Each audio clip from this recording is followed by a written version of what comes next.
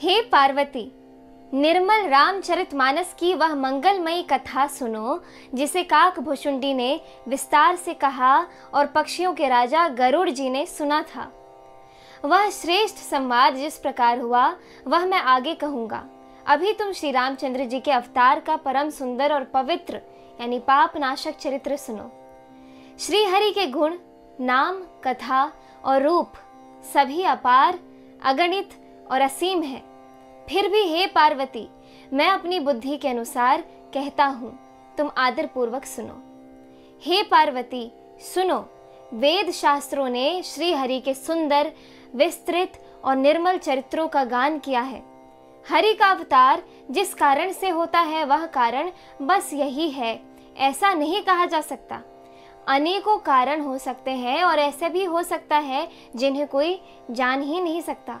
हे सयानी सुनो, हमारा मत तो यह है कि बुद्धि, मन और वाणी से श्री रामचंद्र जी की तर्कना नहीं की जा सकती। तथापि संत, मुनि, वेद और पुराण अपनी अपनी बुद्धि के अनुसार जैसा कुछ कहते हैं और जैसा कुछ मेरी समझ में आता है, हे सुमुखी, वही कारण मैं तुमको सुनाता हूँ।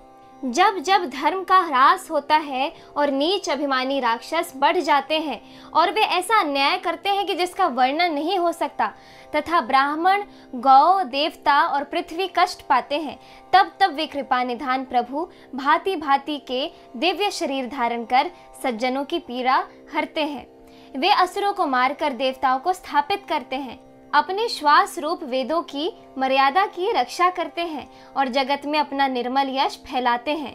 श्री रामचंद्र जी के अवतार का यह कारण है। उसी यश को गा गा कर भक्त जन भवसागर से तर जाते हैं। कृपा सागर भगवान भक्तों के हित के लिए शरीर धारण करते हैं। श्री रामचंद्र जी के जन्म लेने के अनेक कारण हैं जो एक से एक बढ़कर विचित्र हैं।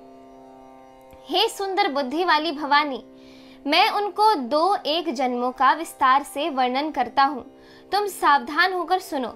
श्री हरि के जय और विजय 2 प्यारे द्वारपाल हैं जिनको सब कोई जानते हैं। उन दोनों भाइयों ने ब्राह्मण सनकादि के शाप से असुरों का तामसी शरीर पाया।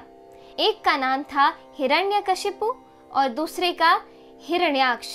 वे देवराज इंद्र के गर्भ को छुड़ाने वाले सारे जगत में प्रसिद्ध हुए। वे युद्ध में विजय पाने वाले विख्यात वीर थे। इनमें से एक हिरण्याक्ष को भगवान ने वराह यानी सुअर का शरीर धारण करके मारा। फिर दूसरे हिरण्यकश्यप का नरसिंह रूप धारण करके वध किया और अपने भक्त प्रहलाद का सुंदर यश फैलाया। वे ही दोनों जाकर देवताओं को जीतने वाले तथा बड़े योद्धा रावण और कुंभकर्ण नामक बड़े बलवान और महावीर राक्षस हुए जिन्हें सारा जगत जानता है। इस एपिसोड में इतना ही। आगे की कथा सुनने के लिए कृपया मेरे YouTube चैनल से जुड़े रहें। धन्यवाद।